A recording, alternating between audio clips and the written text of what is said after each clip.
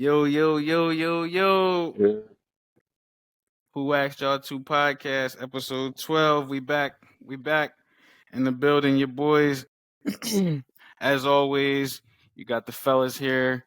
Come to shoot the yummy once again for the people. Excited for another episode of the Who Asked Y'all to podcast. My good brother M. Dot on there. My co-host, I'm Chris Porter. Excited for this episode, man. How's everything going with you, bro? I'm good, bro. Can't complain. Life is good. Things are going pretty well now. The kids are, kids are gonna be kids. Wifey's good, healthy. Family's healthy. So I can't complain, bro. What about you? What about yourself? Yeah, man, no complaints at all. The year is moving. The year is moving for Facts. sure. We in February now. Black History Month. Shout out to all my folks. You know what I'm saying? Celebrating Black History Month this year. Make sure that we Yeah. don't just celebrate it once a month, or excuse me, 1 month out the year, but we celebrate Black History every single day. You know what I'm saying? Two brothers that came a long way in this lifetime. So I'm feeling good, man. I got no complaints. Like I said, definitely excited for today's episode and what we getting into. A little bit different from what we usually do, but nonetheless, we're gonna feed them. We're gonna feed the people like we always do. So let's get into it, audience. Today we have a beautiful grand slammer of our episode today. This episode is probably gonna be a little emotional for folks. It's definitely gonna break some boundaries when it comes to talking about certain things, and it's also gonna shed light on other things as well. So we get into it. We're gonna talk about Chris is gonna tell his story about what happened to him ages ago and how he overcame that. We're gonna talk about the Vince McMahon scandal that just surfaced about a week ago. Him being civilly sued by a former staffer that he had on his payroll. And then we're also going to talk about culture. We're going to get into Meg Thee Stallion and the Nicki beef. So we're all over the place this week, this episode. So we're gonna talk about a lot. So without further ado, Chris, I would love for you to share your story and just tell the people, what happened on the night of, and then you can go and drop in what we're talking about. Okay, okay. Um, yeah. So, January 20th, January 20th, 2015. My life kind of changed forever. Um, I was going through a lot personally during that time. I had a lot going on in my personal life, and I was very young. I was 20 years old, a fresh 20-year-old. I had just turned 20 a few months prior, and really really trying to step out on my own in adulthood. And I I grew up a certain kind of way. I grew up around certain people and raised in certain environments. Streets was kind of all I knew at a point in time, and so um like I said, January 20th, I had a lot going on. I was in the streets heavy, and I I was going to meet up with a friend of mine's, my homie that stayed in Newcastle, and randomly that night, as I'm going through the motions, as everything is playing out, an individual walked up to my car while I'm sitting in my car, um, and pulled a gun out on me. Pulled his gun, told me to give up everything that I had on me at that time, and because of everything that I was going through, because of all the stuff that I had going on, I didn't really respond in an ideal way. It got semi-confrontational, if you will, semi-confrontational. Um, the individual started shooting, shot my car up, shot me 4 times, um, and that's kind of how the whole ball got rolling, if you will. I So got hold on, shot. hold on, bro. Let me ask Okay. one question real quick before you get into it, because I don't want to. I know you're on a roll. I don't want to interrupt, but I just want to ask one question. So Okay. when that was happening, right? Did you think like in your mind were you just like, oh, this dude he's a pussy, he not going, this ain't he just a bluff, this ain't gonna happen, or like what did you think that it was gonna escalate to that point, or you was kind of like, oh nah, he ain't really about that type of lifestyle. So to be all the way 100, I didn't know him. Like I Oh. didn't know him. I ain't had no relationship with him. Never really mixed or mingled with him. I think I may have seen him around type of thing, but I didn't know him. I didn't have no our paths never really crossed, so I didn't know, truth be told. But as far as your question is concerned, and this is always like this is it's kind of weird and ironic. So the area that I was in that night, a friend of mine's had been there, had been in that area uh shortly before then. Maybe couple weeks, maybe a month. I can't really say the exact amount of time frame, but a friend of mine's had went through a robbery situation in the same area, and he had told me, or he communicated to me that he had got robbed with a BB gun, and so. And mom, like I said, I had so much going on. I was in like a weird mental space at the time. So I was already like moving quote unquote recklessly. And then in my head, I was thinking about what he had said. Like I was thinking about the fact that he had just got robbed with a BB gun, and I move around a little bit differently. So when the when I'm faced with the weapon in my face, the first thought in my head was, man, my man's just got robbed over here with a BB gun. I ain't I'm not gonna be number two. So I was like, shoot, like if you pulling it out on me, you're gonna have to use it. So Right. I didn't know, where the dude's mental was at. I don't know what he was like or what he was about, but I was like, I ain't about to be the next guy that come around here and get robbed with a BB gun. You know what I mean? So I got a little bit careless with the situation for sure. For Mm. sure, for sure. All right. So, so when that happened, right? Hmm. What when he pulled the trigger? You remember that part? What is the next thing you remember after that? Man, so I still remember everything pretty vividly, truth be told. So um like I said, before the shots got fired, I was real like combative. I usually tell the youngsters and the kids that I speak with or that I share my story with that your life is precious. Your life is valuable, man. At the end of the day, you can get back any material item that you may have. You can get back all the money, but you can't get your life back. You know what I mean? And so when I felt the first shot, it's weird. Like I was combative at first, and then when I felt that first shot, and mind you, I got shot in my face. I got shot literally like right next to my ear. So when I felt that first shot, I just remember being like, "Yo, you you got it, fam. Like you got it. It's all you. Whatever you want, you got it, bro. Like you can have it, brother." And so I was messed up. I was all the way messed up from the first shot on. I was my mind changed instantly from you're gonna have to take it to yo, you listen, you can have it. You can have all of it, and you know what I mean, it's all yours. So um I should have carried it like that from the beginning, like I said, because at the end of the day your life is way more valuable than your ego, your pride, Right. or just trying to be, I don't even want to say tough, but just trying to stand your ground, quote unquote. So like, yeah, no, it was immediately off the first shot, I was just like, man, you can have it. I'm done. Take it. Like it's all you.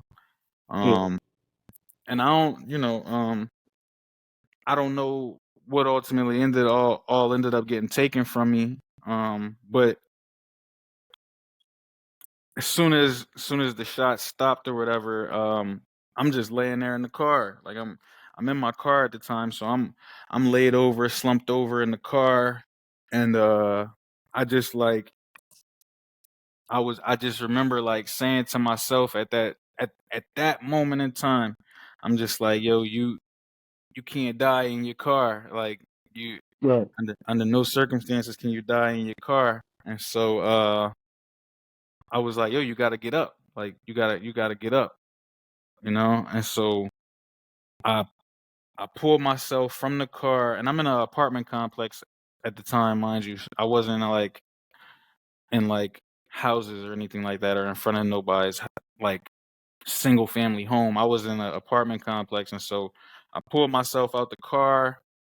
I I like stumbled over to the apartment building steps, and I just laid out on the steps. I just laid out on the steps and waited for help.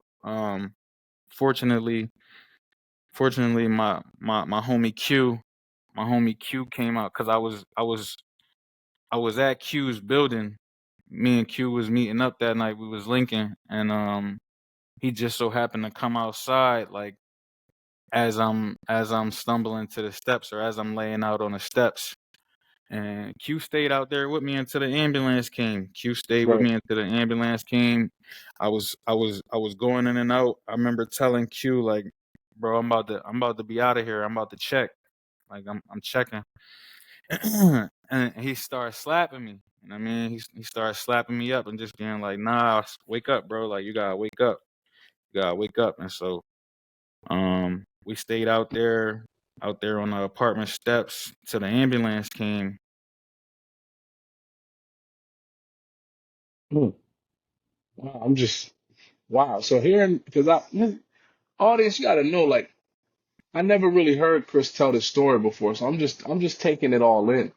Like I'm a guy, me and Chris, I've known Chris since what 20 since high school, since 2010, I 2011, was really like 2020, from the school bus days, man. yeah. So School bus days. you gotta think, right? And we rode the bus together, we went to high school together.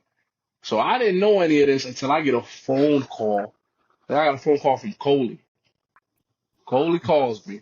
I think this was the next day or the day after. Coley calls me. And I don't mean to get emotional, but Coley calls me. He says, yo, bro, Chris got shot. I'm like, get the fuck out of here. What are you talking about, bro? Stop. Stop. You playing right now. You playing. And if I remember vividly, I remember because me and Chris was really close at that time. And I remember he was having issues with a girl at that time. If I remember correctly, back then you was having a relationship issues. I think I remember that very vividly. And I think it was like a month or 2 months later, this happened. And then Coley calls me. He's like, "Yo, bro, Chris got shot." I said, "You crazy?" So then I remember going to the hospital. Like a couple days later or a day later, we go to the hospital. It's me, Coley. I can't remember who the hell who else was there. Big Mike, the Big Jeez. Mike, Big Mike. I remember your dad being there. I remember your mom was there. I remember your cousin was there. I forget her name, the brown skin one. She was there. I remember seeing so Yeah. many. Yes, yes. I remember seeing so many people there. Asia was there. Krishana was there. I remember seeing mad people at the hospital. So we there, and your mom's like, "Oh, thank you guys for coming. You know, he's gonna fight. He's gonna be better. He's gonna be better." And then she's telling me like how many shots you took. I'm like, "Are you serious?" And this is at the same time I'm going through my law enforcement thing. I'm going through academy. I'm working at the prison or whatever the case may be. I know who the dude is that did this. Because they put him at Gander, so I know who he is. Because he came in, they put him in segregated housing because he's a high profile case. He came in on a high bond. So I'm just sitting, all these emotions and things is going through my mind, and I'm just sitting there, and I'm talking to your pop. He's like, "Oh, you working long for us? Da da da. That's good, blah blah blah." And I'm just like, is this a dream? What's happening right now? This is crazy. Like I would have never expected to get a phone call saying, "Yo, this happened to X, Y, and Z. This happened to Chris. He's in the hospital right now. He got shot." I never expected in a million years that would happen. Because back in the day, Chris is very smart. He moved very smart back in the day. He didn't move wild, loosey goosey. That was never his thing. I would never say he would move like a crazy person. But it was just wrong timing, bad place, wrong time type of thing. And it probably would have happened to anybody because those dudes probably was looking for a caper at that time. So it probably could happen to anybody, but to happen to Chris, it was just I was shocked. I was Man. baffled, and I remember when I clearly remember when they did the shirts. Your mom did the shirts. I purchased a shirt. Everybody had a shirt. It had like "Pray for Chris," and it had a shirt of you in the hospital thing.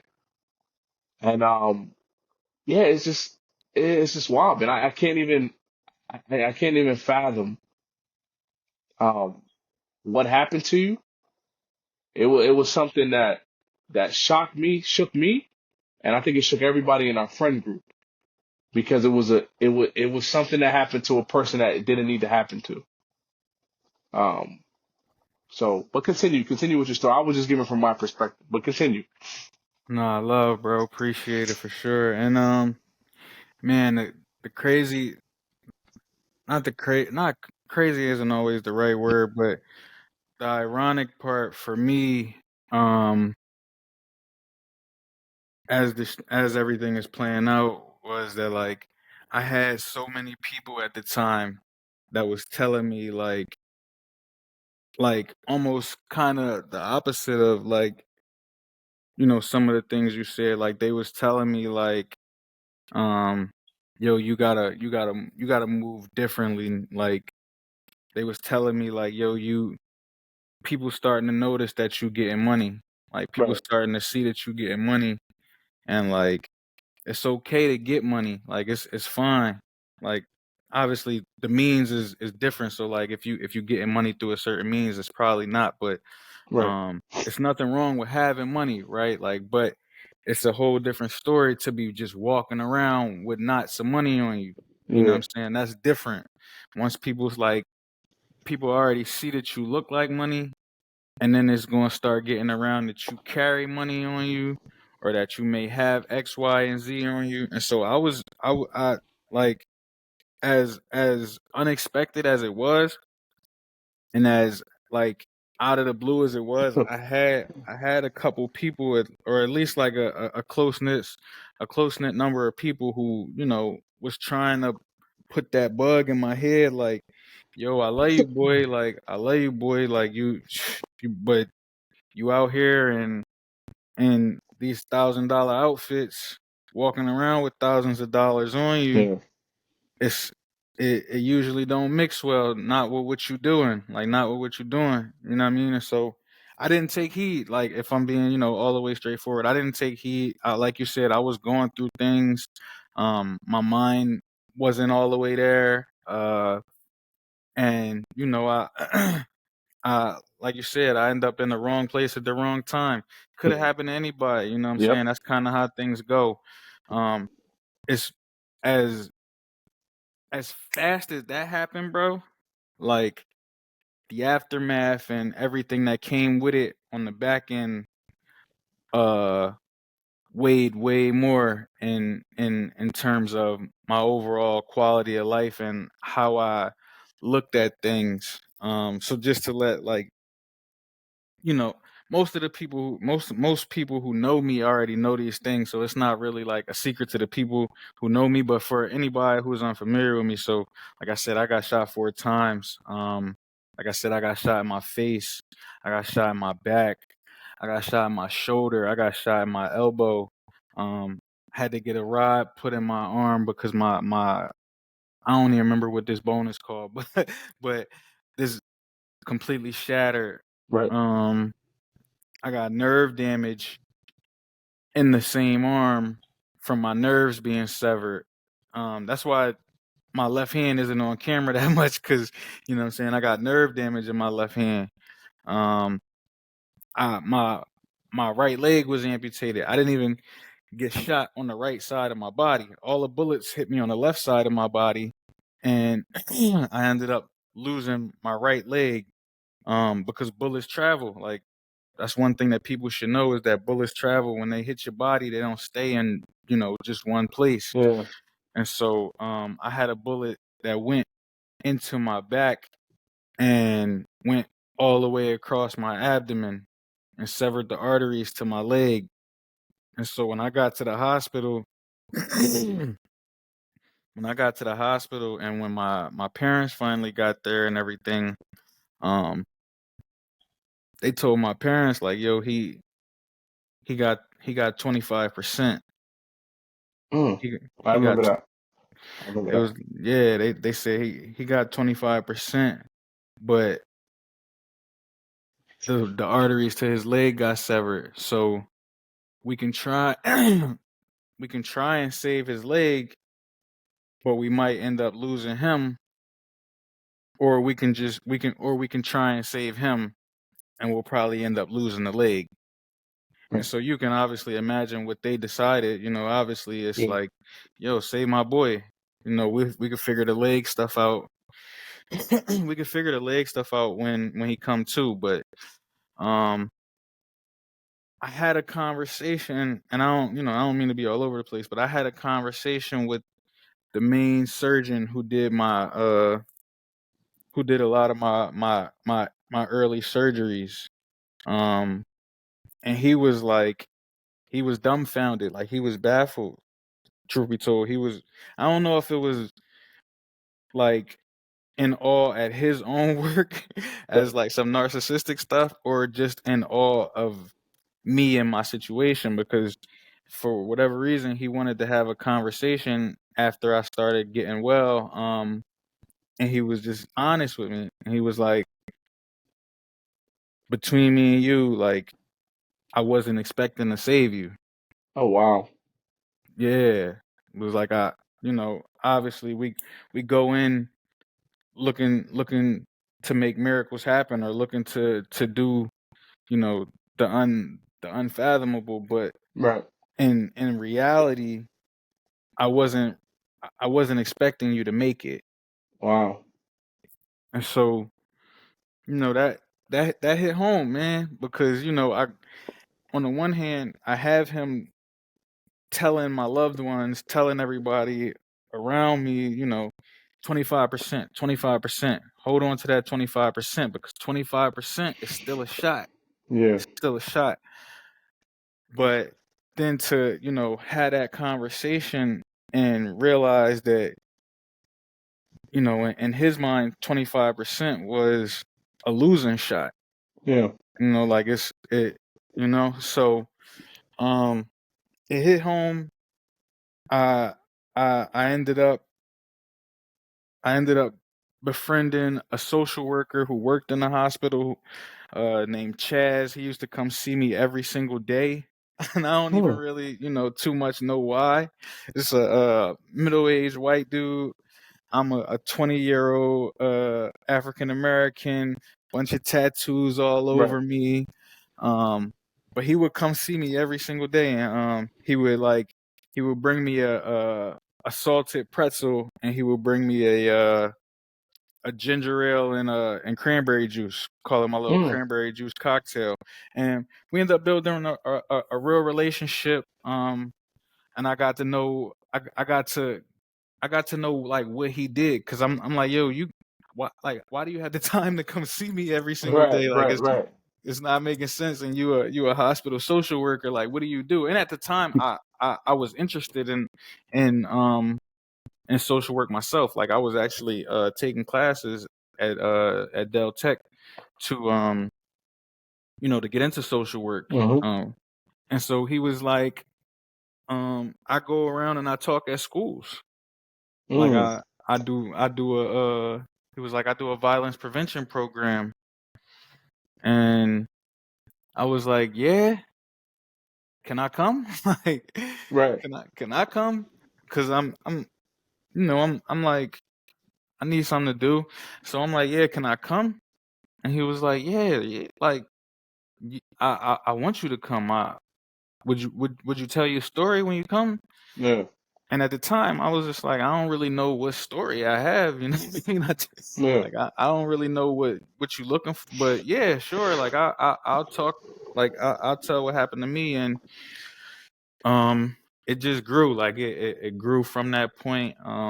At that point, I was still in the process of like trying to relearn everything, so I wasn't walking at the time, but Right. um, yeah, no, I started going around to the schools with him. We built like a real friendship, and we hit like almost almost every middle school and high school in like in Newcastle County, and part of like the lower counties as well. Not too much down there, but Newcastle County for sure, where everything like played out and where everything where a lot of this stuff kind of got its origins from. Like we made sure to do a lot of work in that area to try and give back and to try to help those youngsters that look like me, look like you, come Right. from where we come from, see the things that I've personally seen and try and steer them away from it as much as we can. You know, you're not gonna save everybody. Like that's just the reality of this work. But That's true. we, you know, if you could save one, man, if you could save one, you know, that's doing God's work. You know what I mean? So Mm. my fault for talking so Nah, much. you good. You good. Excellent, bro. Excellent. So, how long was the recovery process from like after the surgery to waking up to feeling good to actually being able to walk with your prosthetic, actually being able to function as a normal human being? Because I will say this, Chris, now you can't sit there and treat this man like a disabled person. He's not gonna allow you to do that. He's just not gonna allow you to do it. You can say, yo, bro, I got the, oh, yo, bro. Serious? Like, nah, bro, I'm good. Like, what are you doing?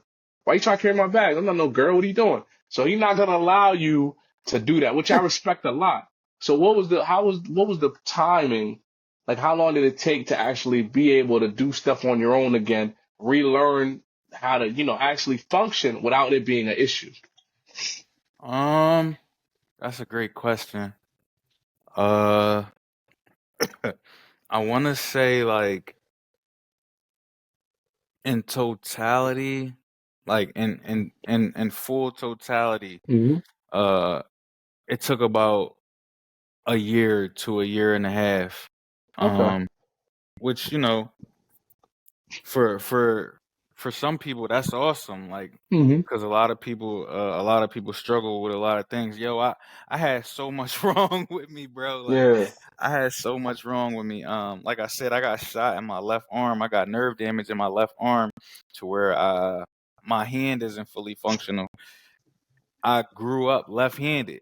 like Oh man. So like wow. yeah, I grew up left-handed, so I'm used to using my left hand for everything, just off, you know, instinct alone. You know what I'm saying? So, Yeah.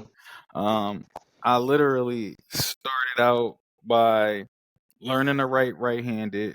So, I figured out how to write right-handed, and then after a while, going through occupational therapy, I started figuring it out with the left hand. You know what I mean? Yeah. So I'm back to using my left hand as far as writing is concerned. But that took months. Like that took a couple months. And mind you, I didn't start like intense rehab. I got shot in January. I didn't start like real intense rehab until like March, Right. the end of March, like getting close to April. Because it was still, you know, it was still ugly between January and February. Right. I had a lot of like I ended up having to have a lot of surgeries during that period. But it started with my hand and learning how to write and stuff like that, while at the same time building up strength in my left leg. So I lost my right leg, um, and they was prepping me for the prosthetic situation. So like it started with like going really, really hard on my left leg, like just Hmm. building up as much strength in my left leg as possible, so that my left leg would be able to support the other side of my body. Right. And um, from there, I got transferred from like Christiana Hospital up to Moss Rehab up in Elkins Park, PA, and a lot of the same stuff. I ended up getting my prosthetic leg. I ended up getting my first prosthetic leg uh like around May or June. Right. And so I wasn't like I didn't start being able to walk like or just walk around until like I want to say July 2015. July Okay. 2015 is when I was like back on my feet. back to walking. And it wasn't perfected or anything like that, but it was good enough to get around for me. You know what I mean? Yeah.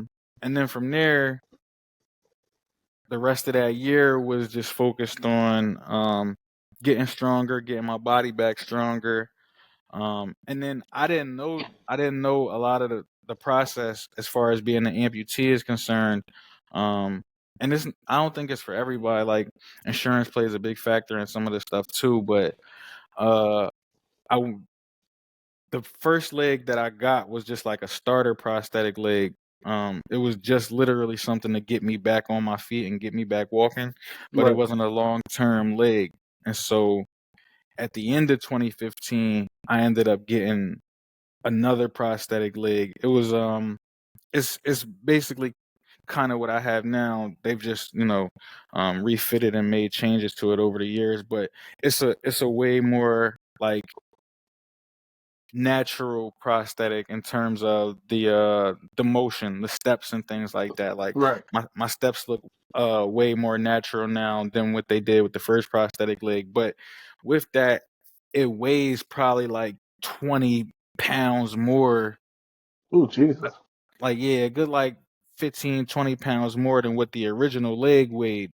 And so I had to go back to the hospital, or I had to go back to the rehab facility and stay there again to learn how to use this leg and get even more stronger, because I wasn't used to moving all that weight just to get Right. around. And so that took its time. That took a little minute. Um, and then this is like, because I'm trying to make sure that I go like stay on topic with your question.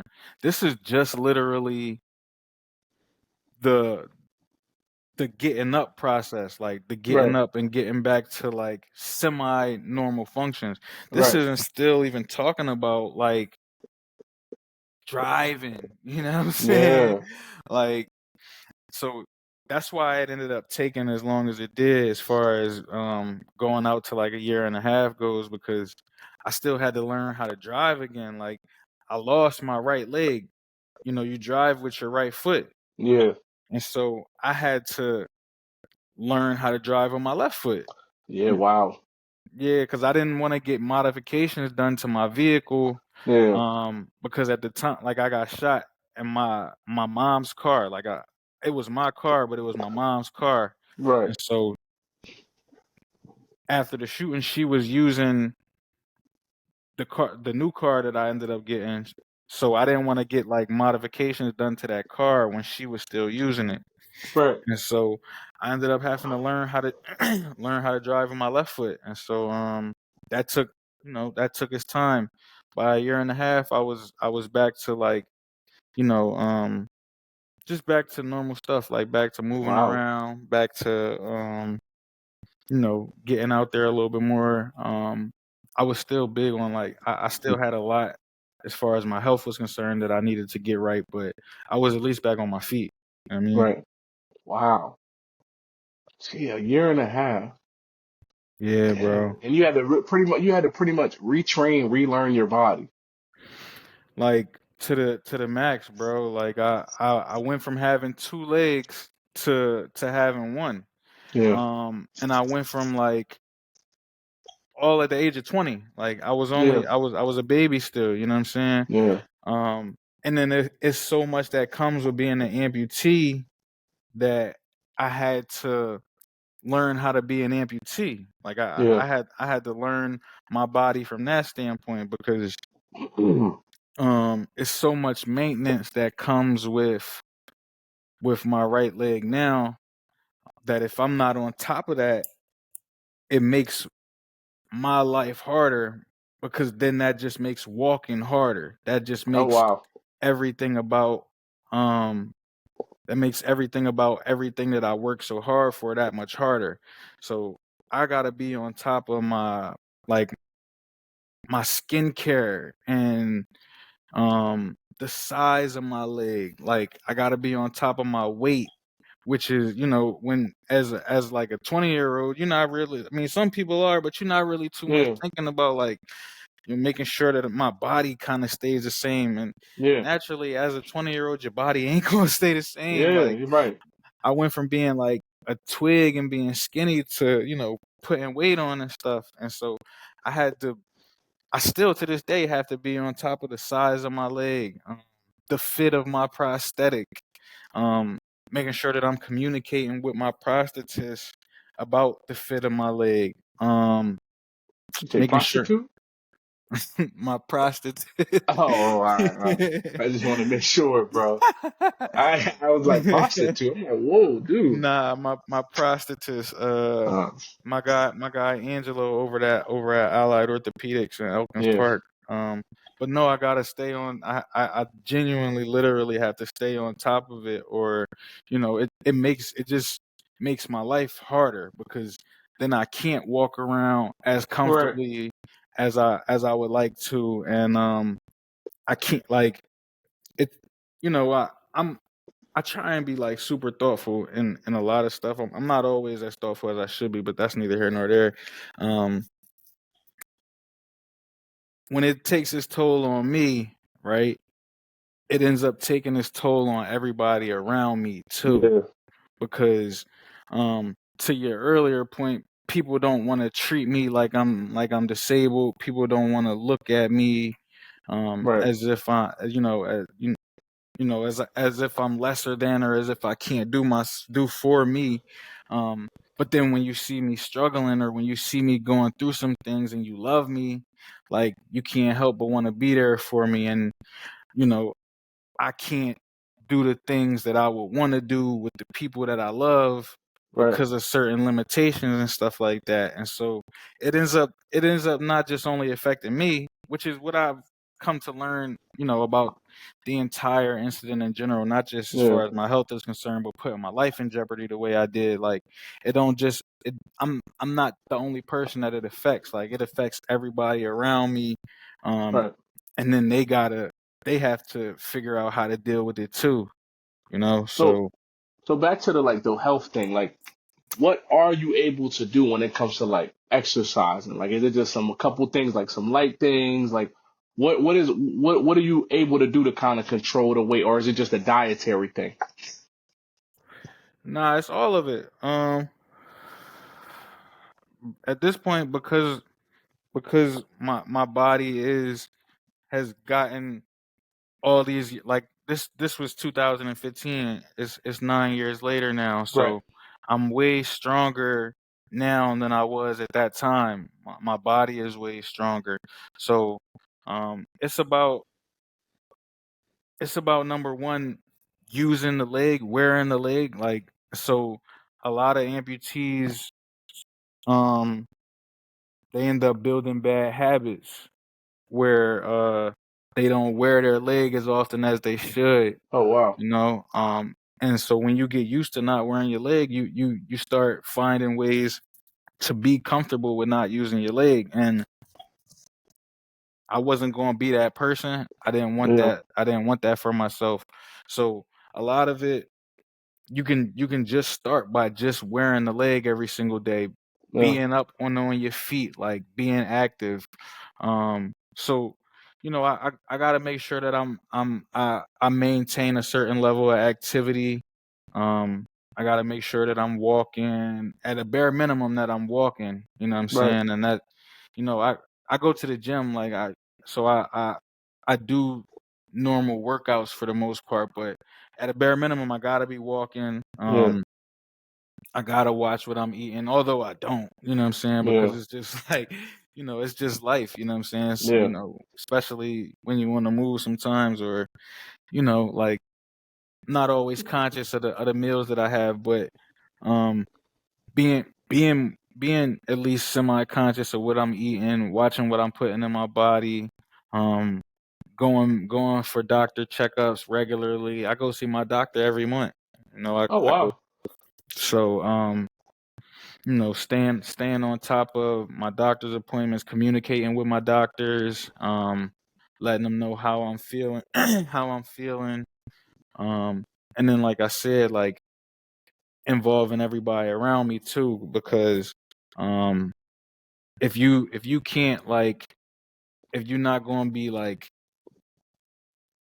empathetic to the circumstances, if you're not going to like try and be there for the circumstances, at least to a little bit of degree, you don't have to make it your life, you know what I'm saying? Because Right. ultimately you're not in the shoes, but you gotta, I have to like be able to have people around me that's gonna like wanna push me and wanna like see me see me still doing things and not allowing what not allowing a disability or Right. a circumstance to dictate how I live my life. So that's Right. big. That's big. That's huge. Is having people that like know what the situation is, understand the situation, and like don't allow me to make excuses.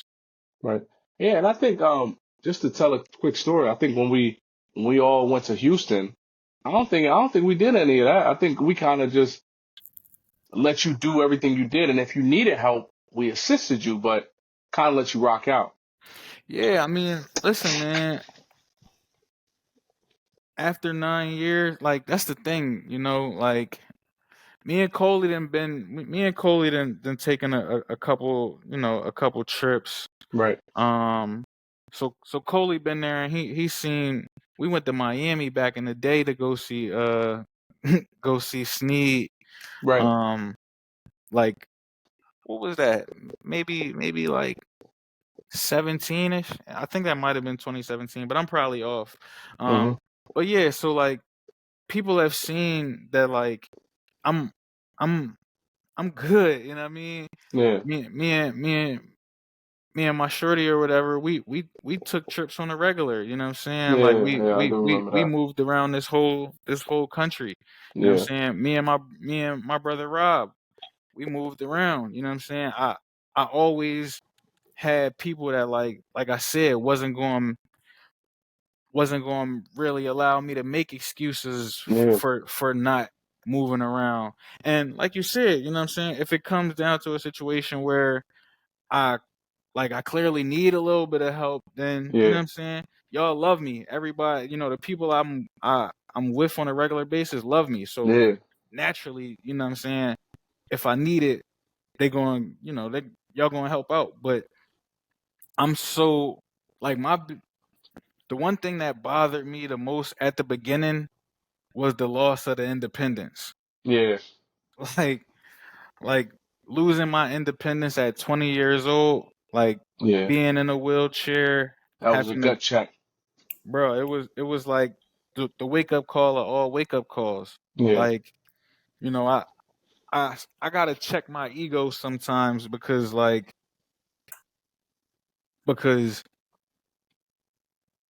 I was in like a weird space. Like I was in a a traumatized state. Like everything changed for me, and like I had to literally push myself. I had to literally keep going on the days that I didn't want to go to PT and that I Right. didn't want to get up and do nothing. I had to keep on telling myself, "Yo, you gotta go," because like I didn't want to be. I didn't want to be that person that wasn't independent. I didn't want to be that person um that just laid down and like I'm already going to get labeled as a victim. Like Right. I don't want to, like live my life as if like I can't do or I can't be me. And so I had to fight, man, and a lot of that was rebuilding my ego, like rebuilding my pride in myself and saying like, yo, this happened and you can't change what happened now. Like it was done is done. Nobody is a winner in the situation. We all lose Right. for real, for real. But when it comes down to it, like, do you wanna stay down? And do you wanna like just just be in a wheelchair or just walk around on crutches every single Right. day, walk with a cane, or do you do you wanna be who you was to the best of your ability and better? Like, do you Right. wanna be the best version of who you can be? And that's like it's kind of small, but then it's also like huge to a degree because I had to literally lock in on that and tell myself that like at a bare minimum, man, I'm going to get my independence back. Like Yeah. I'm going to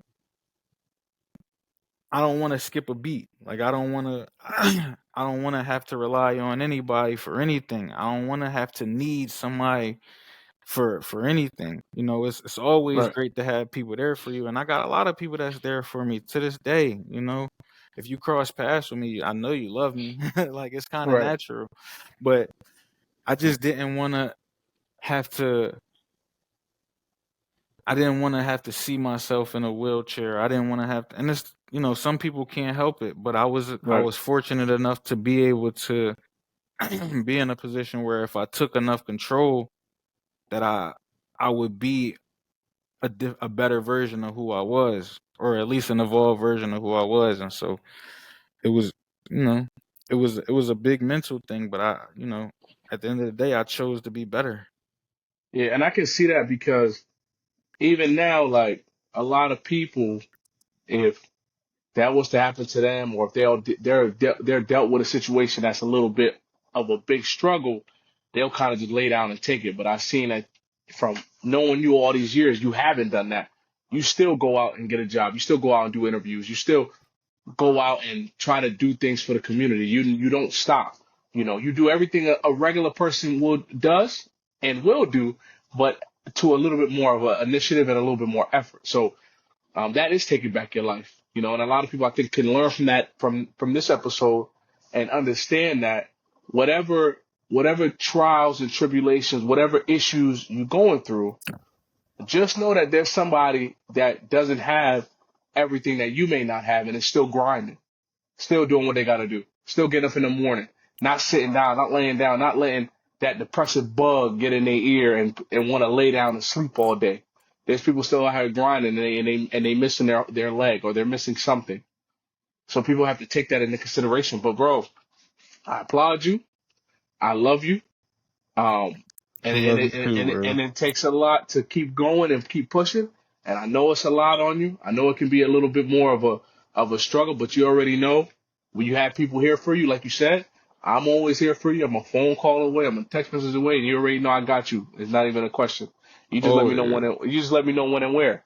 always. But what's some last minute advice you can give to people um in this situation of just about violence, guns, or dealing with a disability? What is something you can give the individuals dealing with that? Um, this is like I mean, it's for everybody, but I hope it. I hope this gets to young people, man, because like I said, I was 20 years old. Um, and I'm honest enough for myself to say that I put myself in that situation that night. Like I didn't have to be there. I didn't have to be doing that. I thought I had to be doing that. Like I told myself that this is what I had to do. This is what I knew. This is where I come from.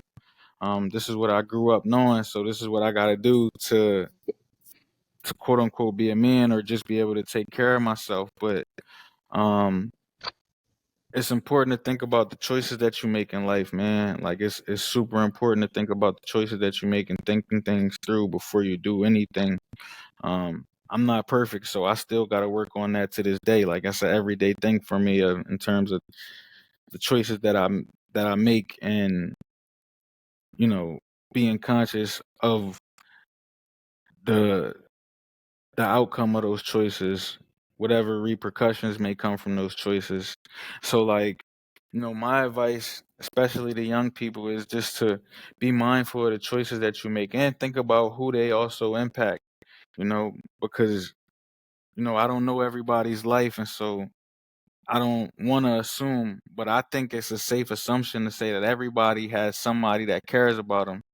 You know what I mean? Like we all got somebody that we could think of that loves us or that cares about us, wants to see us doing well. And so you got to think about them people at all times before you do anything.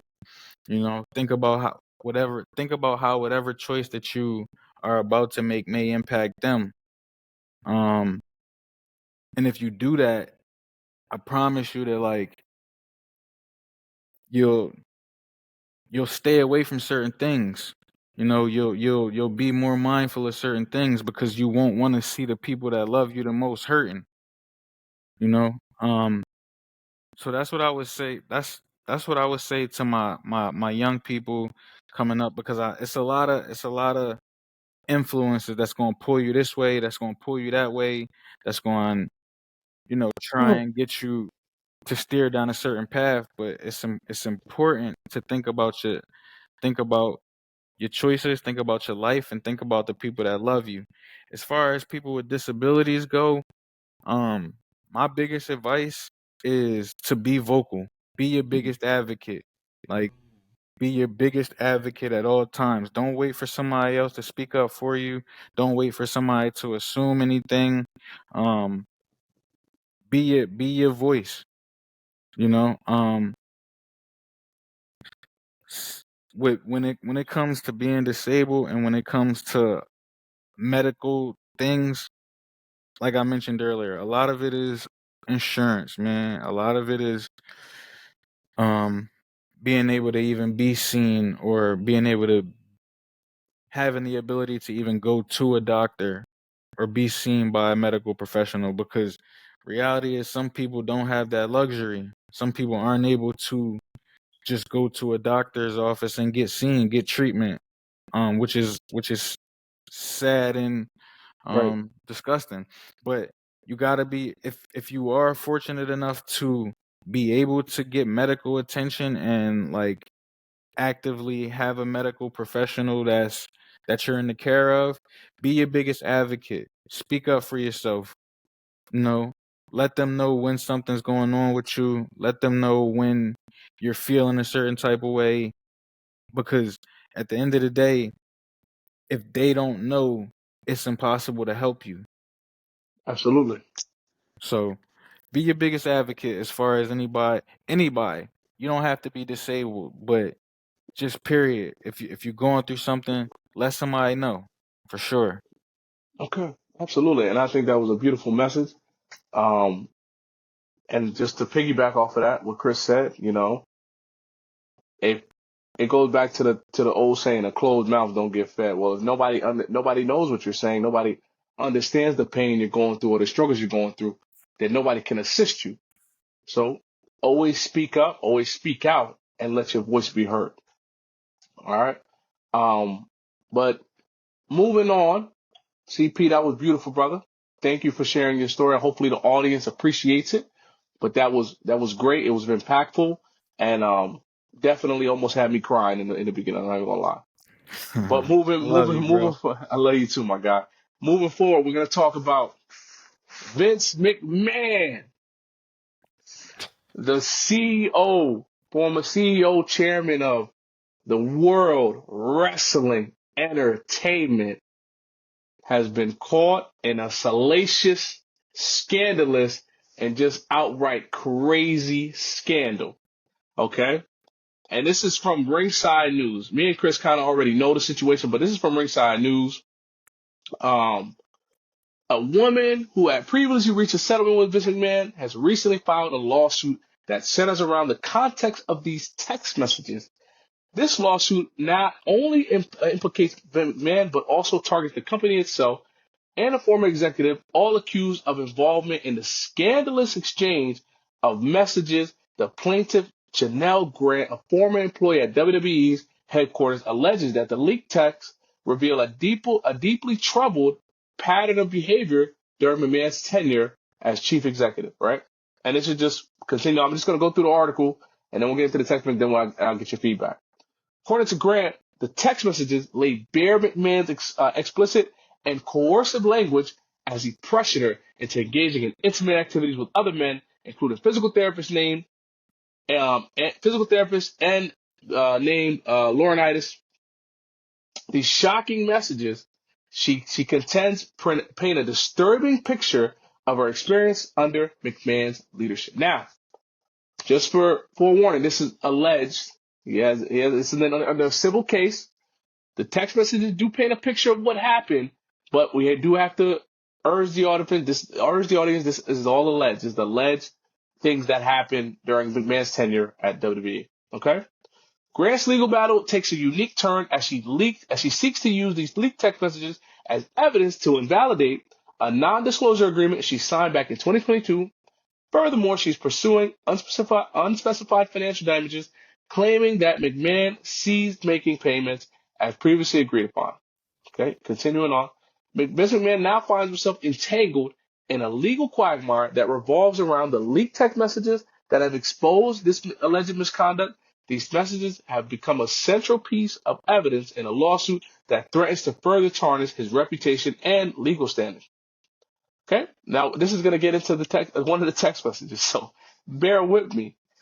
Back on February 5th, 2021, McMahon directed Ms. Grant to arrange a schedule for other men, including physical therapists and Laurinaitis, to engage in intimate activities with her, a request that Ms. Grant tried to resist, as you can see from the screenshot below. And this is just a text. And those who don't know, Laurinaitis is the former head of talent. So he's former head of talent when it comes to recruitment, getting talent, getting people to come to the WWE. So this is the text messages, right? This is McMahon. This is McMahon. Exactly, baby. He's not the only one. Called me this afternoon begging to eat you and fuck you with his nice and hard dick. And this is Janelle. This is Janelle Grant. Give me another week, baby, and I'll be ready. I'm feeling more like myself. It's not great, but it's getting better. Tell him soon. Exclamation point. And this is McMahon again. I already told him, baby. By the way, Johnny wants Tuesdays, but not this coming one, and the occasional Saturday. But maybe I can shift it to Thursday nights. Johnny would like all of the above. Okay, we're going to continue. Around March 6, 2021, a second threesome involving McMahon, Laurinaitis, and Ms. Grant took place. McMahon consistently pressured Ms. Grant to engage in sexual activities with him and her new boss, Laurinaitis, both inside and outside the office. In a message of March 22, 2021, McMahon wrote, "Do you promise to make me proud, baby? Will you show him what a porn star you can be? Will you show off for me like never before? And on days when he's in town, I want him to fuck you every morning and later in that office too." That's McMahon saying to Janelle. Okay, now this is crazy. Audience, bear with me. This is a crazy one. This is crazy, bro. Maybe he wants two other guys to join you with him. Holy shit! You've told him you would do anything with him. So if he surprised you with two others, you would have no alternative than to take them on. Oh my God, the stories you could tell me then. It makes me want to come right now. By the way, I just thought of what I think is an excellent idea. Maybe you can hint that if he knows someone who can be discreet, it might be better if you and Johnny try him out first so he can get more comfortable before he is introduced to me. Actually, that makes total sense, doesn't it? On May 24th, 2021, McMahon reminded Ms. Grant via message that a mistake could jeopardize her career, advising her to prioritize verbal communication over written whenever feasible. So this is wild right here, but this is him commenting on a picture. Okay? Read your last picture. You need your panties ripped off and 3 big black dicks in all 3 holes at the same time. Way up your pussy and way up your ass, so far as they will go, but even further. And the thickest cum goes down your throat, so it makes you gag and convulse. And those big black cocks pound away, and it feels like from the start you're being assaulted, but it's made you cum nonstop. Just one continuous, constant orgasm. And just before you pass out, those big black dicks squirt their loads of cum inside you. As you lay on your stomach, the cum is coming out of all your holes. I'll turn you over and jerk off all over you. This is a sick man. Sick man. Sick man.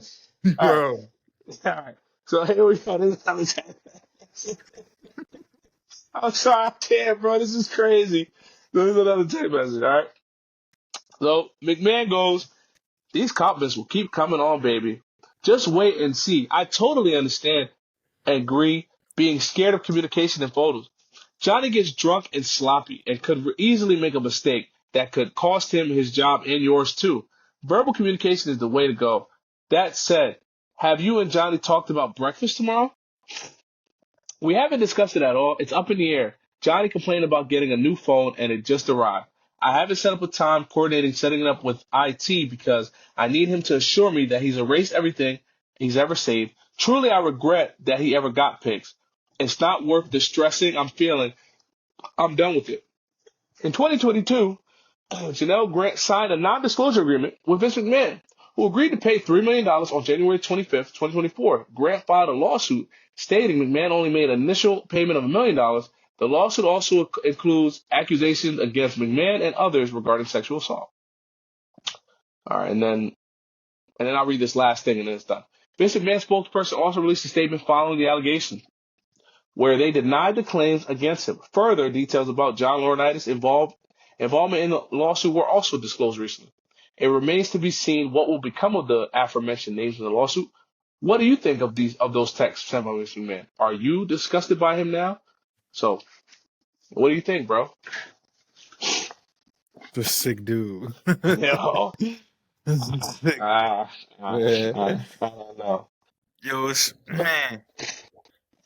You know, that's so Vince has been under fire for the past few years, truth be told. Like before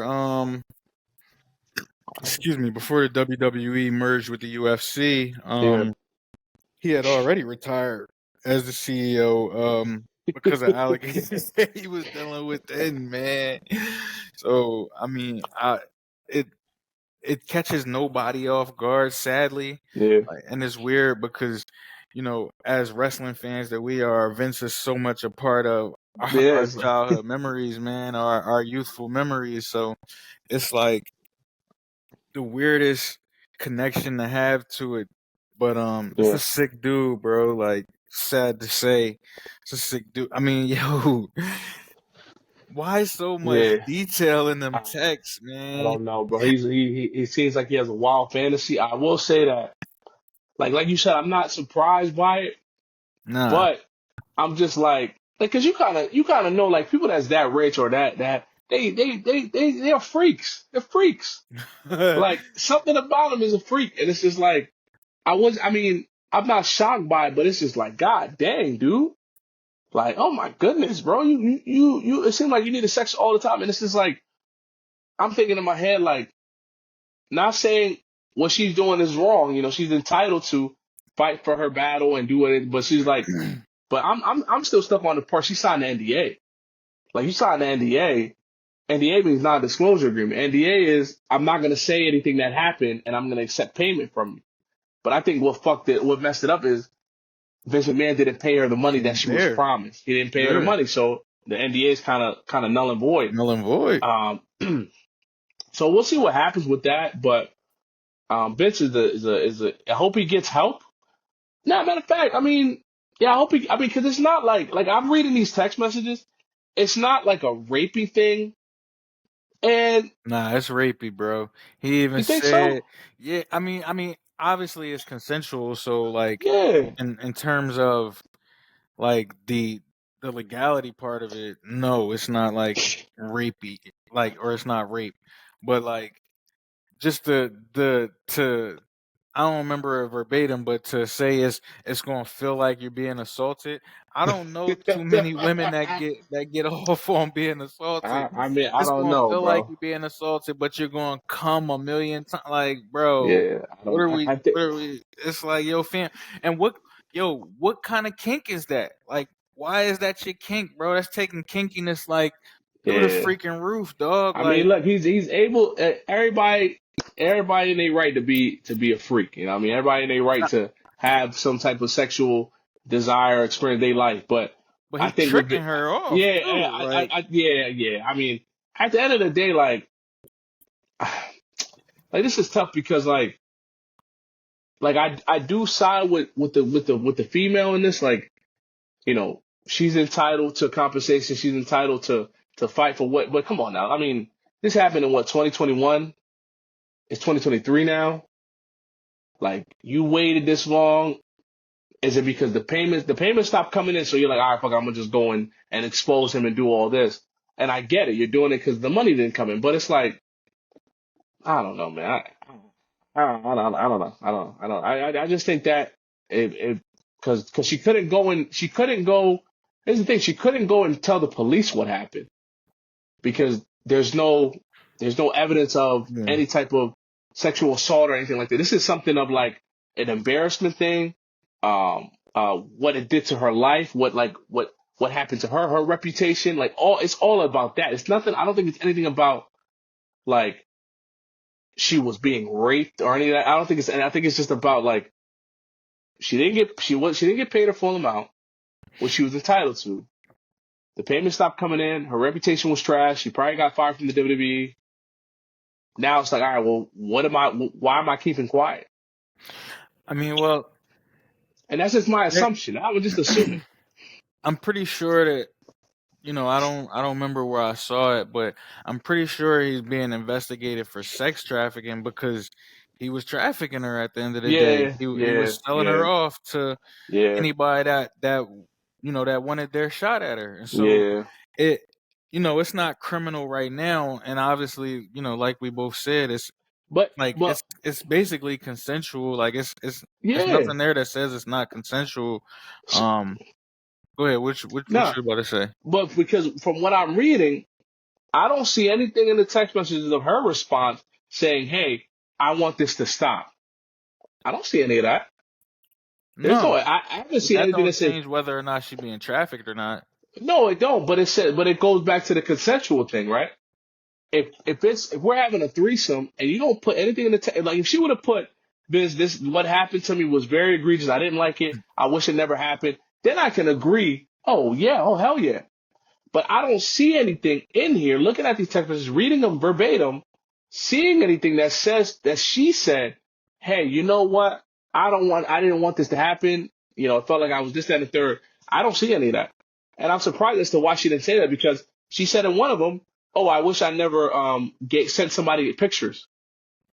So you sent someone pictures. The person didn't tell you need to send them. You sent them voluntarily. I mean, they probably asked her for the pictures and she sent Yeah, them. but you But could say no. It ain't like they grab your phone and send them on their own. which part do you disagree with? Like, what do you disagree with in this situation? I disagree with the sexual trafficking. I don't agree with that. I don't agree with that. So I you don't. don't you I don't don't. I, think that? Go ahead. Go ahead. I don't agree with saying that. I don't agree with her saying with the claim that she was sexually trafficked. I agree that this was egregious. I agree that this is something that probably shouldn't have happened, and that it probably was a thing of like, oh, this person's my boss. I'm gonna do what my boss tells me. But everybody in a situation like that, you can say no. I don't see any evidence that's saying she said no to anything. I don't see. It's not like she was forced to have a threesome. No, It I was mean, more of, it was more of like, all right, you do this, you're gonna do that. Where any of these text messages saying she said, oh, I don't want to do any of this. I mean, saying, and obviously I'm not a woman, so a woman could speak to this better than I could. But saying no to a person in power is not the easiest thing in the world. Let alone the person who is the owner, CEO, and essentially face of this company and has been for what 40 years now. It's not always just as simple as saying no, and then like my thing is regardless of whether or not it was consensual or not, regardless of whether or not she was on board with it, just the mere fact that he is soliciting her to his friends and soliciting her to anybody who would be open to these escapades, that that in itself makes it trafficking, regardless of whether or not it was something that she was okay with. Now, if she should be culpable in that and that changes the situation, then fine. that the law is the law. So Yeah. she was actively participating in it. To your point, like it's not like she was opposed to it. Yeah, Um, and I like I said, I don't, whatever the law comes out to say, I'm in agreement with it. But from what I'm seeing here, from what's been released, I'm not seeing anything that says, there's one thing about him saying, something about a message, you should prioritize verbal communication than written, or it's going to jeopardize your career. I mean, you could take that as like, if you don't do this, what I'm telling you, you're going to be fired. Yeah, maybe. I mean, but he also said Johnny Laurinaitis is going to be fired too because he's acting crazy. He's showing you off and he don't like that. So I don't know. I think this is just a crazy sex triangle thing. And it's just, I really want to see what's going to happen. Irregardless, I'm on the side of justice. So, yeah. I mean, if Vince McMahon gets found guilty and he has to pay the victim a bunch of money, yeah, take him to the bank. He's a billionaire; he can afford it. Um, Timing sucks though. Timing sucks. yeah, oh, All of this came absolutely, out around right before the Royal Rumble. Obviously, us being wrestling fans, we were looking yeah, forward to the Rumble and enjoyed it. yeah. Obviously It was like really good. It was really great good. pay-per-view. Definitely loved it. Can't wait to see, how some Oh, of the can we talk? storylines. Can we talk about the Royal Rumble? Can we talk I about that? mean, why not? Why not? Yeah. We talking about wrestling anyway. So Yeah. segue into the Royal Rumble. We guys were big wrestling fans. I watched the Royal Rumble. Chris watched the Royal Rumble. Um, I was very impressed with the women's Royal Rumble. That really shocked me. I didn't expect those things to happen. I didn't expect a TNA champion to come out and come and show her talents on wrestling. I think that's a really good idea. I think they need to continue to do that. I think that can really, like, because they do it all the time when they go to Japan. Like, they go to Japan, they fight in Japan. They'll fight somebody on New Japan Wrestling. I think that's Mhm. something they need to do with TNA, AEW. They need to have an agreement where you can pay a certain amount of money, you rent a wrestler. I think that's something they need to do more of, because you can get a big draw with that. Um, Definitely. I love Jade Cargill. I think she was phenomenal. I think Jade Cargill is like, she is an epitome of a new type of black female wrestler. And I think her and Bianca Belair have similar body style. Jay's just taller. Bianca's strong too, very fit, small, very fit. Um, I think they're gonna really do battle. I was talking to one of my colleagues at work, and he's a wrestling fan too, and he was saying, like, they took so long trying to bring her out because she doesn't have good mic skills. Her mic skills aren't on point yet. So Jay's mic skills ain't really there. So it might be how Roman Reigns was when he first came in with Nexus, where he didn't speak. He didn't speak like the first year or two. You didn't hear Roman Reigns say anything on the mic.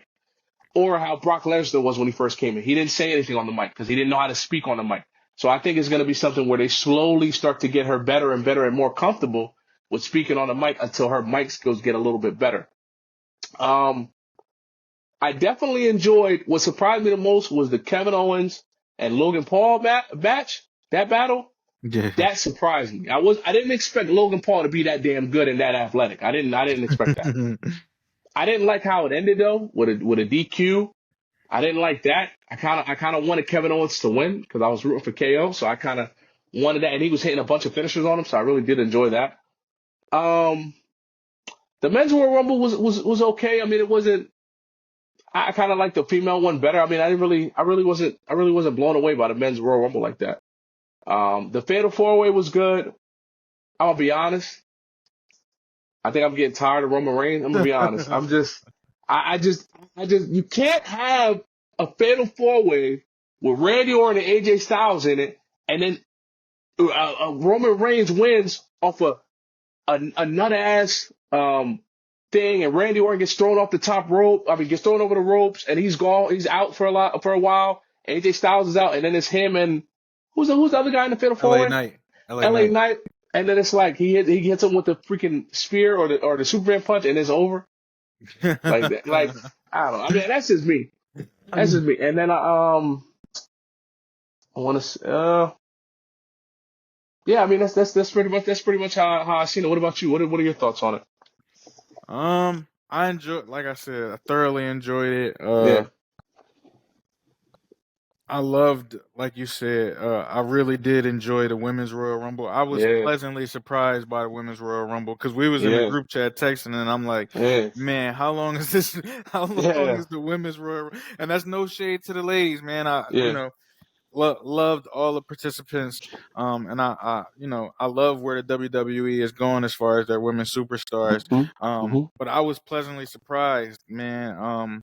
At the performance that all the ladies put on. Hmm. I was, you know, I was excited to see Jade just like you were, because I Yeah, had been waiting to see her debut. I didn't know it. I didn't know that her mic skills needed some work, and I didn't know that yeah, was a factor in the whole thing. That's great information from your folks because I was, excuse me, as a fan, I was just wondering, yeah. Like why? How? she had Why gotten the? signed so Yep. long ago that I was just like, what's happening? And I think she had little small cameos where like she had made appearances and stuff with Yeah, Triple H and stuff like that. But like, I was just like, yo, what's happening? And I was yeah. starting to wonder, like, damn, are they starting to regret the signing? Like, is there something there that like we don't know about that's preventing her? Let me ask you one question. Sorry to cut you off. No, you good. Were you anticipating Sasha Banks to come out? No, was she there? She wasn't there, was she? I could have sworn that they was re-signing her. They was re-signing her back to WWE. They signed Naomi back. They didn't. I don't know, man. I don't even. Is Sasha Banks wrestling right now? Where does she She wrestle was at? she was wrestling for was it Ring of Honor? Ring of Honor? She was at Ring of Honor, I think. Mm. Yeah, ROH. I think she's at Ring of Honor. Yeah, I I would could have have to sw- I look could have into it sworn more. I could have sworn somebody told me that they was gonna think about bringing her back for the Royal Rumble, either as a female talent or as like on a Legends contract. That's what I thought. That's what I I thought. mean, she did the walkout thing, right? Or am I tripping? We'll walk out there. She wasn't even there. I don't think she was there. Sasha Banks No, was there. no. I'm talking about like she walked out the company is what I thought. Yeah, her and Naomi walked out. Walked out of the company. Yeah, Yeah. So, yeah, I wonder. I mean, being as though they brought Naomi back, I think it's only right to bring her back. I wonder if there's still like some mending that's going on there to kind of smooth things out because I don't think that yeah, the executives was fond of that, and so I would love to see her come back though. That yeah. would that and it's like I said, I love where the female division is going with the Mhm. WWE. Man, they got Yeah, so much talent now. And they're like it used to be back in the days where it was, you know, the big names, but that was it. Like your that Trish was it. Stratus's, your Litas, Leaders. That's it. That was it. um, yeah, China, and Yeah. that's it. You know what I'm saying? But And it's. Nah, go ahead, bro. Sorry, go ahead. no. I was just gonna say like the diversity that they have, the different body types, like Mhm. the Mhm. different cultures, like Mhm. the different athletic styles. Like it's just dope to see because you get so much variety with the male division. You know what I'm saying? It's so much diversity over there that to see Mhm. like to see that the women have just as much going on and they have their own storylines that are dope as well too. Like I was thoroughly impressed for sure. Yeah. But continue to go. Continue to go. Tell me what else you liked about it, bro. Um Fatal four way is no. I think the WWE is tired of Roman Reigns. If I'm being honest with Yo, you, like, like they take shots at him every chance they get. Just this past Monday on Raw, they took another shot at him. My man Seth Rollins took another shot at him because I think everybody is just and listen, he's worked hard. Can't take nothing away from the yeah, man, but like yo, you're a part time champion, and what the hell do you do on the other part time side? Like, what are yeah. you doing that makes you so busy that you can't defend your title more than I once mean, every 2 months? Like, I you ain't think in no I movies. You ain't no, The I Rock. think I think it's the leukemia thing. Like that's like the number. I think that's what really keeps him out of keep defending it more and more. And I forgot about that. So Yeah, I think that's like the number one thing. Like the cancer thing, I think that really keeps him from because he has a weak immune system. So any type of sickness, bro, he's not gonna be able to compete. So he's probably any type of issue, he's probably not able to compete. But I remember we talked about this a long time ago. Let me see if your memory remembers. I remember we talked about wrestling a while ago, and I told you, I said, bro, they're gonna bring the Rock back for the WrestleMania. They're gonna do Rock and Roman. And you looked at me and you said, "Oh, bro, why would they do that? That's so stupid." And what did I tell you? I said I knew they was gonna do it, but you was like, bro, that's tried and true. They do it every time. Like they bring Rock, he fights somebody, he loses, then he passes the torch. But I told you, I said, bro, I'm telling you, that he's gonna come back, and look what's happening, right? So what He's makes you not, think The Rock is coming back? bro. He's fighting Roman at WrestleMania. What do you don't think that's gonna happen? No, I think Cody is fighting Nah, Roman it's at not Cody, bro. WrestleMania. It's not Cody, bro. I He don't think just so. won the Rumble. Yeah, he just won the Rumble. He can challenge. He can challenge Cody. He can challenge Roman. He can challenge Seth Rollins. He can challenge who's the Nah, other guy who can fight. Bro, you think it's gonna be Cody? I think it's gonna be Cody. It's finished the story. It's finished the story. Seth I don't Rollins know. popped all that stuff on Monday, but at the end of the day, I think Cody wants to go through Roman. I think Nah, that's I that's don't the know. definition of finishing the story is to go through because he should have won last year and he Yeah, got screwed. So it's like, yo, biggest stage in the world, WrestleMania 40, Philadelphia. I gotta finish what I started. You seen at the end of the Rumble, he was pointing, no, he played I it. want you, Yeah, I but I want mean, you. I don't know, bro. I did. The Rock's already been. He's beat There's. Seth Rollins 3 times already since he's been back in the WWE. Yeah, Seth yeah. is That's not hurt. gonna. It's an easy Yeah, win. Like I don't know. I mean, I don't know. I really don't know because I don't know what they're trying to do with Roman Reigns. I don't know why they've allowed him to keep the title this long. I don't know if they're trying to make him with the longest time because they're never gonna beat Bruno Sammartino's record. It's never gonna get beaten. This is how never long gonna is his get beaten. record again? It's like 1,600 days, bro. It's never gonna get beaten. It was a long time. Bruno Sammartino's record was like 1,600 days of world champion. Like Man, there's no there for that to happen, it has to be a wrestler unquestionably the best. bro, Like I'm telling the you, that's best. never gonna happen No, for the mere fact no. that it gets boring. Yeah, Like it's not it's not entertaining for the it's not viewer. enough. There's not enough. Like I mean, it's like if And you like, can't if you couldn't do it with Brock, you couldn't do it with Brock because Brock had the title for a long time too. You couldn't do it with Brock. You think you're gonna be able to do it with Roman to try to keep that longevity when it comes to holding the title for that long? I mean, that's just I don't understand bro, that. like you just said, it would have to be like the all-time great in terms of Yeah, wrestler. yeah, Who is that skilled, that unbeatable in today's WWE when there's so much talent up and down the roster yeah. that can hold a title for 1,600 days? Um, Not anybody I can think of. I mean, I would have said Randy, but Randy about 10 years ago. Randy 10 years ago, maybe. Randy Orton Maybe. 10 years ago, but Randy now he's not. But I will say, I forgot to mention this. One guy I really did like, that dude in the Royal Rumble, Braun Breaker. Braun Breaker? I knew you was gonna say that. I knew you was gonna say Bro, that.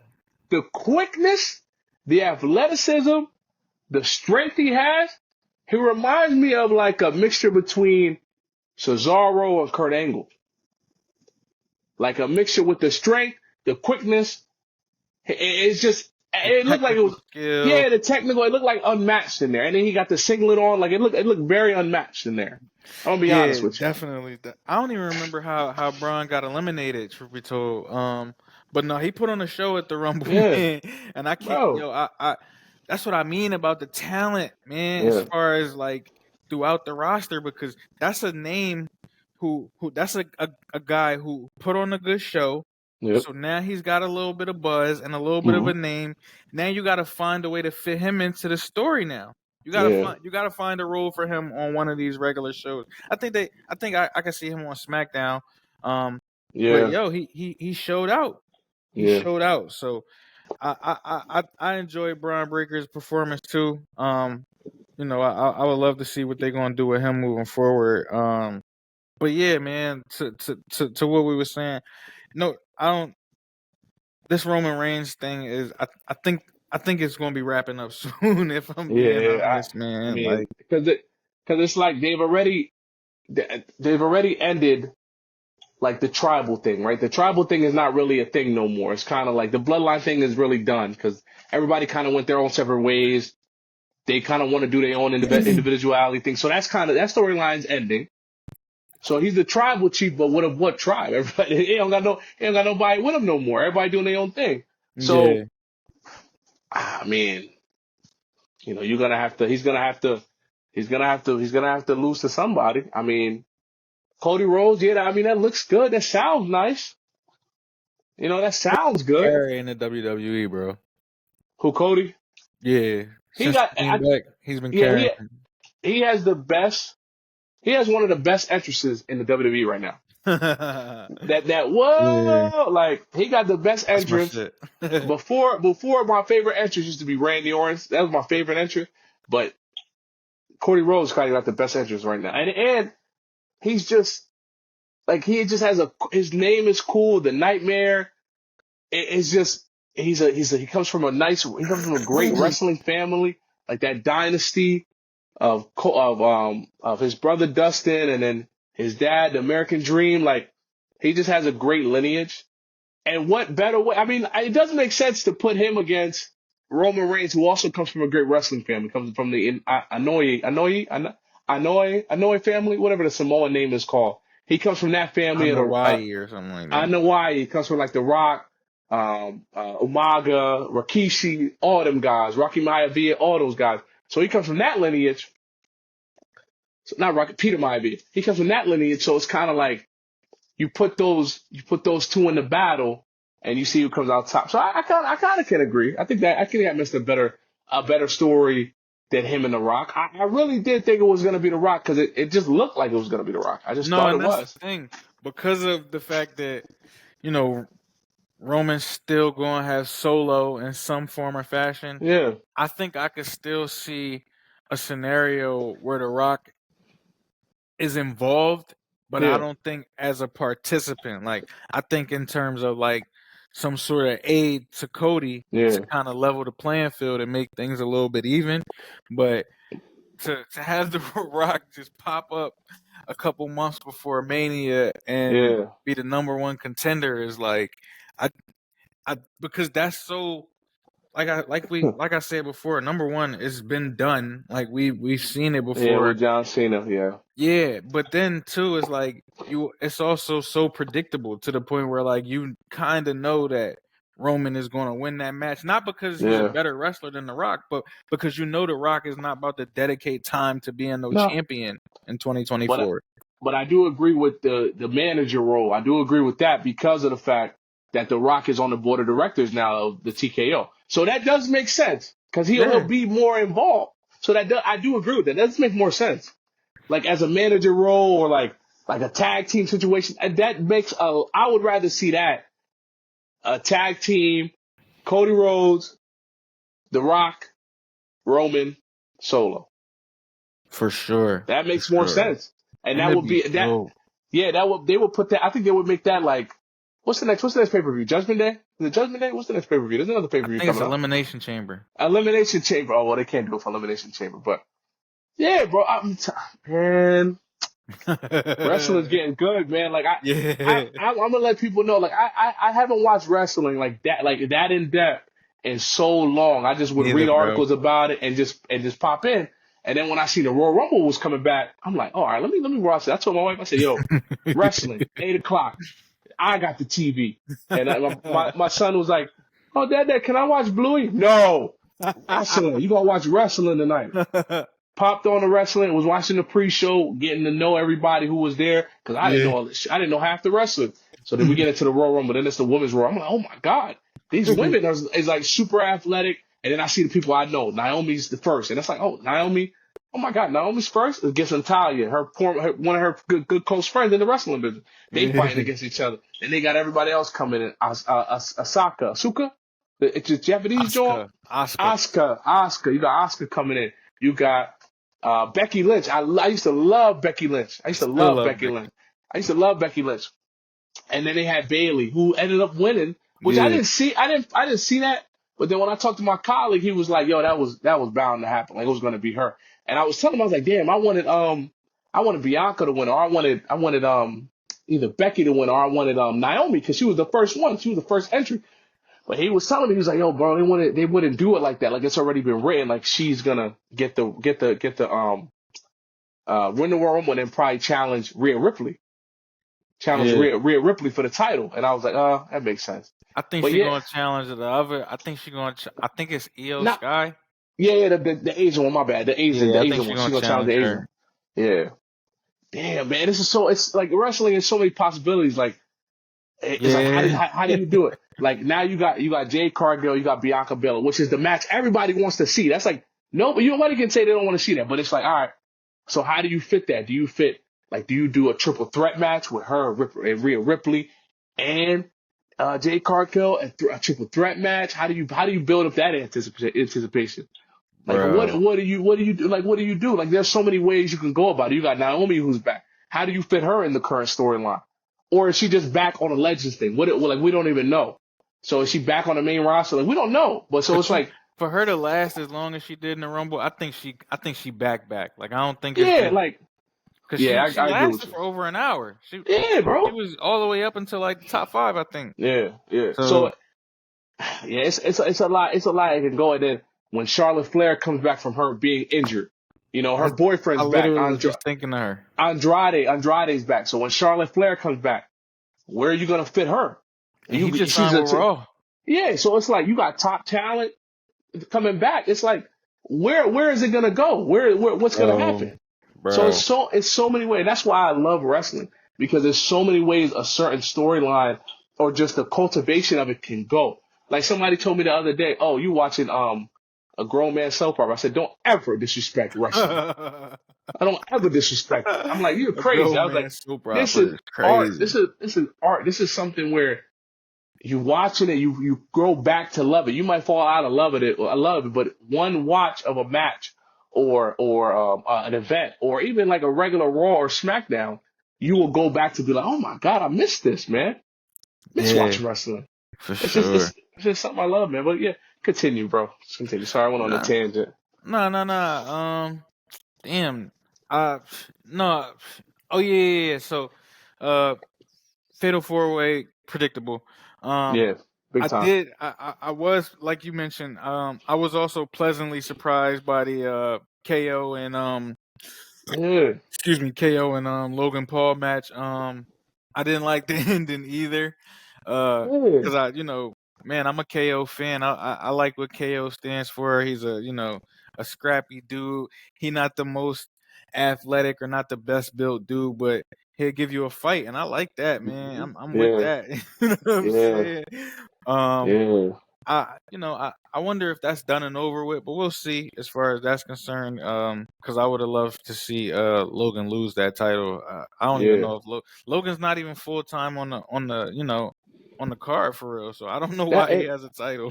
I don't understand why. Like I know he's never gonna be full time, but it's like, bro, like you have talent, like it's there, like And just at be a this full point, is time he even wrestler. that big of a name? Like to just do a part time role? Like I know he's big social media wise, but is he Yeah, that big to where he's I a think I draw? think I think he does make a big draw. I will say, like with his social media, with him having like like almost the number one podcast on YouTube, I think he does bring a lot of his following to WWE. So that's why I think he's able to cultivate and be part time. But I think if you're a full fledged wrestling fan, you kind of get in the knack of like, bro, like drop the title or be full time. Like this part time stuff gets annoying. Like it's similar to like when The Rock would do Hollywood and he would come in every couple of months or every 5 to 7 years. Like, bro, we don't want you to do that. Or Brock Lesnar when he would come and he will come back for a little bit and then leave for like 7 months and then come back. Like it's either you're here or you're gone. There's only a few Yeah. wrestlers that do that where they're here 360 days out the year, 365 days out the year. They're there every time. Randy Orton was one of them. He didn't take breaks. He was always there. Thank God he's back. Thank God he's back. Nah, for sure. Yeah, Mr. Viper, man. Mr. yeah. Viper He for was sure. the legend killer, man. The legend killer. Yes, sir. The legend Um killer, man. lastly, As far as the men's rumble, I enjoyed the men's rumble as well. Probably not to the same level of which I enjoyed the women's rumble, but I thought it was dope. Uh, um, I thought it was dope, and to just specifically as far as Cody Rhodes again, like to see where he's come to, how far he's come to, and to see that to see the emphasis being put on his story the way it is, I enjoy it a lot. That's why I am hoping that he does still end up challenging Roman at WrestleMania because um I think the character emphasis that they've put on Cody since he's come back, and how he's been through so much since he's come back to the WWE period. I would love to see that finish out. Um, I don't realistically know who else is out there that would be that would make sense as far as knocking off Roman Reigns. Like if you put Roman, we know Roman Reigns is going to be in a main event at WrestleMania. Right. It's given. So who who makes the most sense as far as a challenger that you feel confident in that will realistically take those titles from him? I can't as much talent as there is on the roster. I don't know who that person will be. I don't believe in LA Knight. I love Randy. Yeah. Oh, hey, Knight. Yeah. His doing is funny too. I ain't even gonna lie. His entrance is funny I'm too, not with man. him though. I'm not a Yeah. fan, man. I'm over it. For real, for Yeah. real. Good talker, good on the mic, but I could do without him. And Randy's just not at the point where he really can. I think if it was a fair fight, I think he could beat Roman. He had him beat. He had that Yeah. match won. Um, but I just don't think that storyline wise, Randy beating Roman Reigns right now makes the most sense, or even really challenging again Yeah. the way the match finished. So, um, Cody Rhodes is the name and the superstar that I truly believe can get the job Yeah. done. And so, I'm I I enjoyed it. Uh, my foresight tells me that I'm loving where it's heading. Um, and I'm excited. I'm excited for the next couple months, man. Like you said, yo, I ain't been this into wrestling in like, Oh, wow. bro, it's been so long, man. Yeah. It's been so long, and I'm thoroughly enjoying it, yo. Like Yeah. I look forward to Mondays. I look forward to Fridays, and Yep. whenever there. I mean, this is Royal Rumble was my first pay per view that I watched in ages, bro. Like, Yeah, I agree with you. I think if I think it was Coley or you that said, "Yo, Royal Rumble is 8 o'clock," and I'm like, Royal Rumble.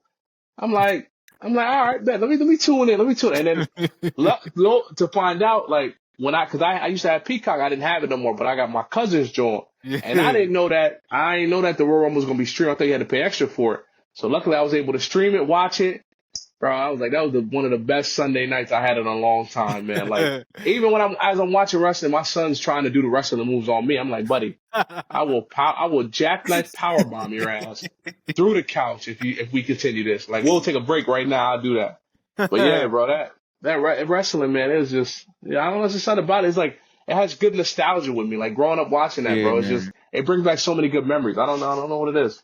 Yo, and that's dope that he want, that he try and do the moves and stuff, man. Because that's how we grew up, like Yeah. doing the moves with your cousins and stuff, trying to hit your Yep. cousin with a power Yep. bomb and Yep. whatnot, bro. Like I remember them days, bro. Like Yep. in my grandma's house, power bombing my little cousin Yep. on the bed and getting in trouble. Like Yep. man, so Fuck around and break that's the bed, and you dope. like, oh damn, That's dope. MJ trying to get it for sure, man. yeah, bro.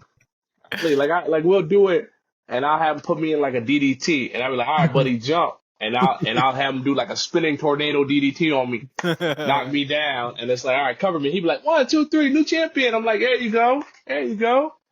So yeah, it's that's love, man. That's one of the good things about parenting, man. With all the other sucky shit, but this is like one of the best things. Man, parenting and wrestling, bro. Yeah, And then yeah, especially with your namesake with yeah, with a young boy Hey, it's perfect, man, Yeah, perfect. And wait till he get older, man, and he start knowing them names. Then it's really gonna be like yeah. it's gonna be it's gonna be fun for sure, bro. Like, I can't wait till he turns into a fan. We actually thinking about now. I was talking to my wife about it. We think about trying to go to the Mania, trying to see if we can get some cheap tickets to go, man, like a family thing. bro, I was definitely going to look into it personally for Yeah, sure, man. I haven't been to a live wrestling event in like since I was a child. yeah, The only time I've ever been to a live wrestling event, my mom took me, and I know for a fact that she did not want to be there, bro. And I yeah, had the time of my life.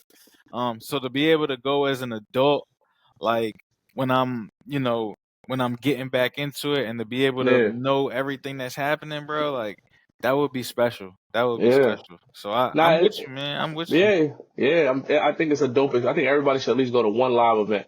And they usually have a couple WWE live events. Like they'll do them at the UD.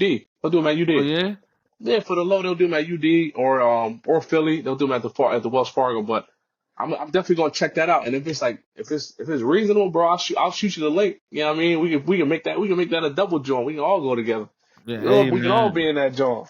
I'm down. I'm down for sure, bro. Yeah. I'm definitely down. Shit, it'd be like 10 minutes from your crib. What? You right there. That's WrestleMania. It's gonna be some traffic, but Yeah, big time. you know what I mean. Shit, I'll make it. I'll make it. I'll Yeah, get my ass there early.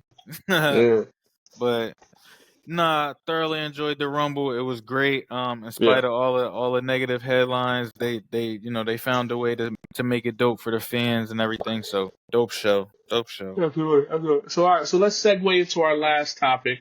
This is gonna be our last topic we're gonna discuss. Talking about the Meg Thee Stallion and Nicki beef. I'll allow Chris to elaborate on this. And then I'll kind of give my 2 cents on it.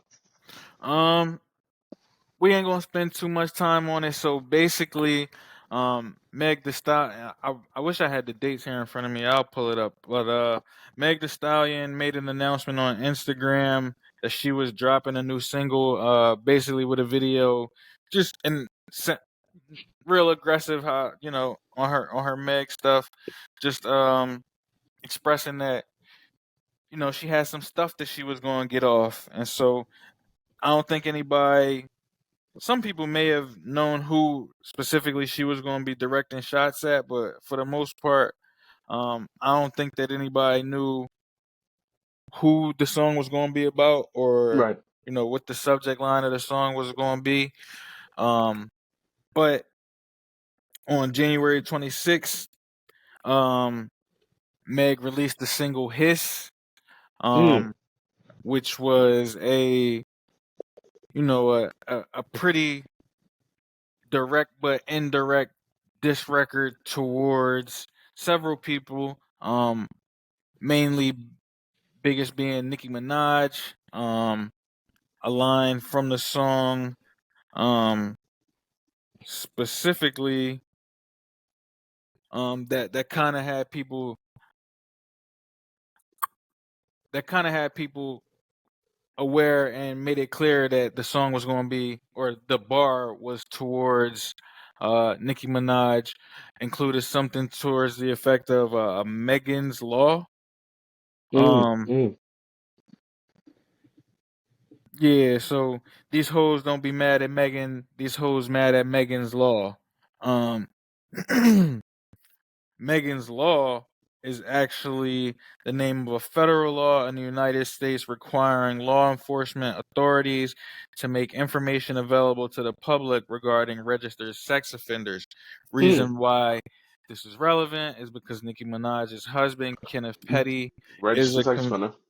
he is a convicted felon, is a registered sex offender for a crime that he was convicted of, and so it's a pretty blatant and pretty clear shot as far as who the bar was going or who the bar was directed at.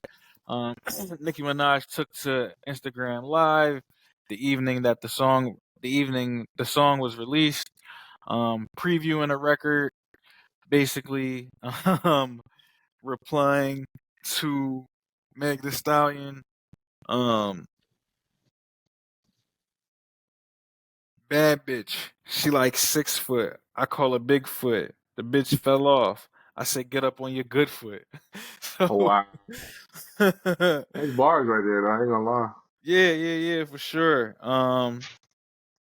Dope bars, and then she ended up dropping the song Bigfoot. Um, Simultaneously, or excuse me, a couple days later, she dropped the song Bigfoot. Um, and I I think the reception was a little bit underwhelming. I think that a lot of people were expecting a little bit more as far as the record is concerned. Um, it A lot of the bars from the song, so because Nicki Minaj does a lot social media wise as far as social media is concerned, and um, she was tweeting a lot as far as directing some things towards Meg, Hmm. and a lot of the stuff that she tweeted ended up being bars to the song.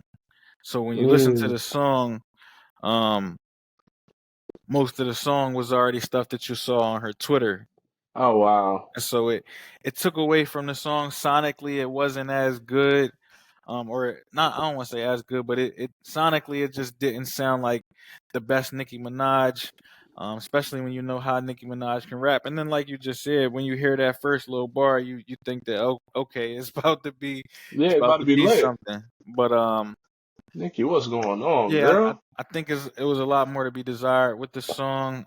So it's been a lot of controversy since then with the Barb's and Meg going back and forth. There was an incident where I think they may have doxed her mom's grave site, Oh and snap! so yeah, they had to increase security at her mom's grave site, which is disgusting, People are man. crazy, man. That's A lot. crazy. Nicki Minaj did a lot of dissing Meg's dead mom in the song, which is again disgusting when you think about Yeah, no. how old Nicki Minaj is, who what she kind of is supposed to represent. It's just distasteful. But at the end of the day, it's rap. People gonna say a lot of things in rap. Some people would say that nothing's off the table when it comes to rap beefing. So um, that's my 2 cents on it. That's the way I saw it playing out. You got any thoughts on it at all? Um, yeah, I think it's just a petty beef. Um, I don't even think it's warranted. I mean, like you said, this record was underwhelming. It didn't perform like it was supposed to. Majority of the song was already on Twitter, so it's kind of like, oh well, you lose a lot of the shock value. Um, yeah, I just think it was just I don't really care. I don't really care for the beef. I just think that I'd rather see them collaborate, but they don't have a good history. They don't have a good. This is another person that Nicki Minaj is not going to be friends with or cool with because she thinks she's the queen of the rap game. So here's what it is. And they did collaborate back in the day. Yeah, They did the Hot Girl Summer song together. yeah, I don't know where things fell apart at. I don't know if I don't know. You know I don't be all up in the girls' beef when it comes to yeah. music. I think that women is running rap right now. I think that the women got the they got their foot on the gas as far as rap is Right, concerned. But as right. far as beefing and stuff, I don't really be knowing where some of this stuff comes from. So I don't know where it fell apart at as far as Meg and Nikki is concerned. But